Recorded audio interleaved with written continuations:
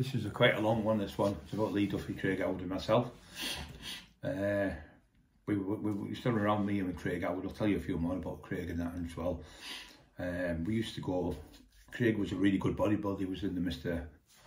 Olympia, not Olympia, Mr. Britain. I think he was 7th in the Mr. Britain. Really quality, best bodybuilder in the North East before Eddie Earl would come along, because he's a little bit older than Eddie, I think.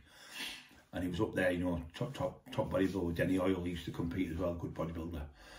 Kev Kilty knows the lads really well. So anyway, we were out, and Lee had this jacket. He paid for it. He loved jackets, Lee. He loved things like that. £500 he paid for it from Liverpool. Really quality jacket. Whether he paid for it or he got it or something at the shop, but it was a £500 jacket from Liverpool.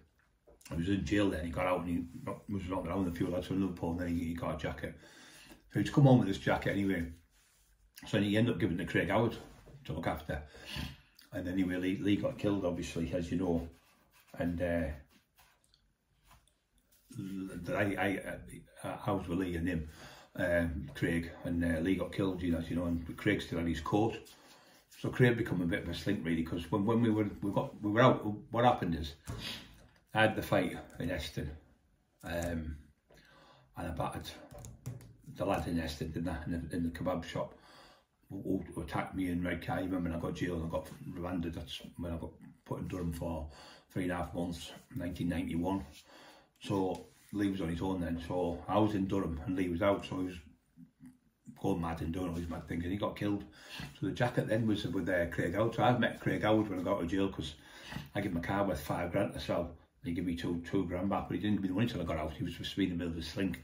And when he met me, I was going to knock him out, but he come with a little baby and his missus, so they couldn't hit him. He knew, but he was clever, very sharp, very quick, very good, best driver you could ever believe, unbelievable driver. And he had the jacket, and I thought, that's not even your jacket. That I kept saying in my head, I thought, you should be wearing that jacket. Anyway, he went into, he told me he wanted to buy 10 grand worth of coke. So I got these lads down from Hartlepool and sat at my house in Sheraton Park. So Craig had been calling me. So I led in Bradford. He's run cars, multi-millionaire, a little bungalow, with a big bungalow.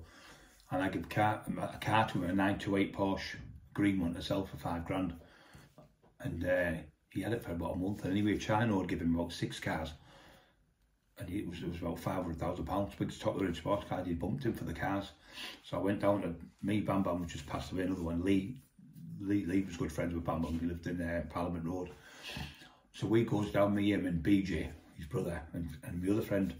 So we get down there, we found Craig's address in Harrogate, because I know people in Harrogate. I could find anyone in Harrogate, but I wouldn't find him. My friend used to be an RAF pilot, and he was based in Germany. He lives in Harrogate. He has a guest house there. He lived there, and there was a gym near the little stream. We used to go to the gym there. So anyway, we've gone down there, me and Craig. I still to get Craig, because he also owed my mate 10 grand for this watch. Chano, he would give him a 10 grand watch. He said, give me 7 grand back. But he ripped him, he hasn't paid him the money. So I've gone down, and as I got there, he's all right. He said, I will sort it later. So he said, oh, can you get me 10 grand worth of coke? So I said, yeah, no problem. But this lad had already told me that he was calling me. He said he could beat me. He said, I offered Lee Duffy out. He said he shot himself in the for Brian Cockerell at the front garden. So he was a bullshit, as you know, Craig. So but the lad had recorded it and let me hear it. So I never said no. I thought I'll let him go. So when he come to my house in Sheraton Park, he said, oh, have you got the gear? And it was 10 grand. He's supposed to have, and he haven't had no money. He wanted it. So he was trying to bump us. I knew straight away, he was like, you fucking slink. I said, what's this about you calling me fucking names?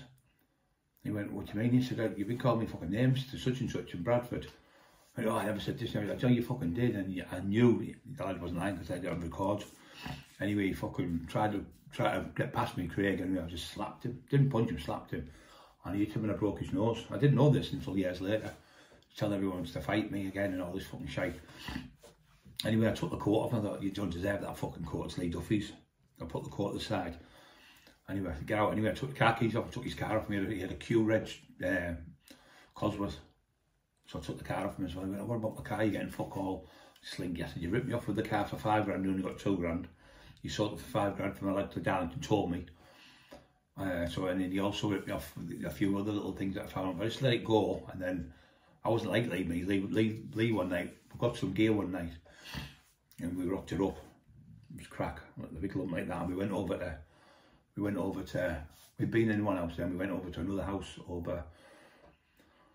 We'd been in Craig's house on 84 Hampton Street in Stockton. Been there, and then at the hours of the morning, about 2 o'clock, we went over to his friend's house who used to drive us about, a young lad. And there was a big rock like that. Anyway, Lee went to the toilet and come back down. He went, right, stop the fort, hold the fort. For a fact, I know it's not your big fella, so you're not in this. You know, don't do with this equation. He said, I know it's not you to the young lad who used to drive us, and I know it's not you to his missus. He said, so when he leaves you, Craig, you've pinched him in that gear. He's fucking clever, like, you know, really clever.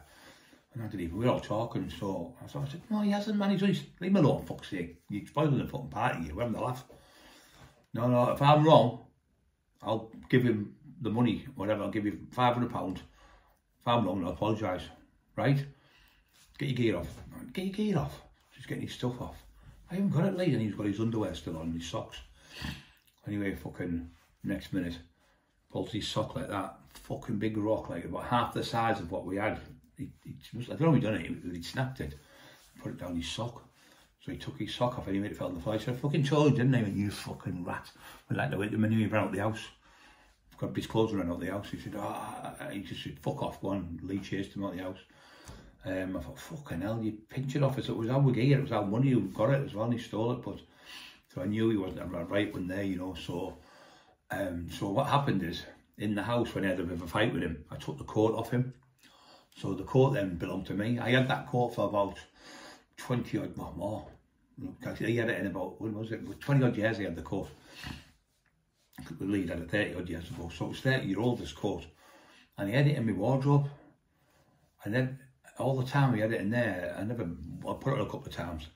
Anyway, it was getting a bit frilled. It had a white, it was like a white collar with leather and everything. You've probably seen it.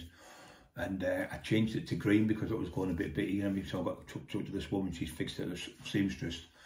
Anyway, I just give it to the so-called author, and he was putting it on the internet, and somebody offered £1,000. And I went, no, I'm not fucking selling Lee's coat for £1,000. There's no way I'm selling that coat. Something inside me, I don't know where it come from, just thought, no, don't take £1,000, don't betray Lee. So I wouldn't. So anyway, next minute, gets in contact with Carol Edwards, who was his partner, who was like his wife. I always called his wife. And his kids, Pete and the daughters and that. Got two daughters to them. So Shelley was going for a bit of a bad time. She was a bit depressed and things. So just to me, God said, give the coat to Shelley. About 4 or 5 in the morning, I woke up. I woke Emma up. I said, Emma, I'm going to give this coat to Shelley. Lead up his daughter. She went, oh, what a brilliant idea.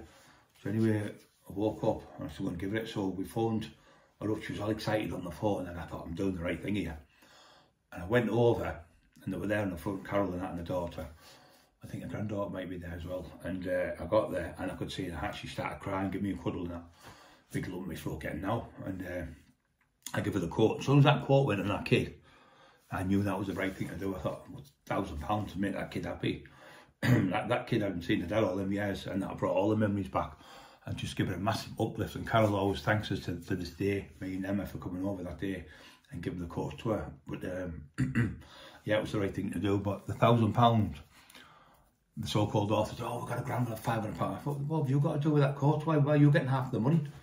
It's all about money with him. So yeah, I give the coat and I did the right thing.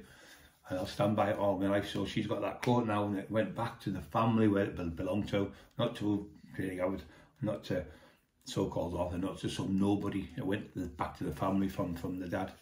So yeah, another great story. See you soon, guys. Love you all.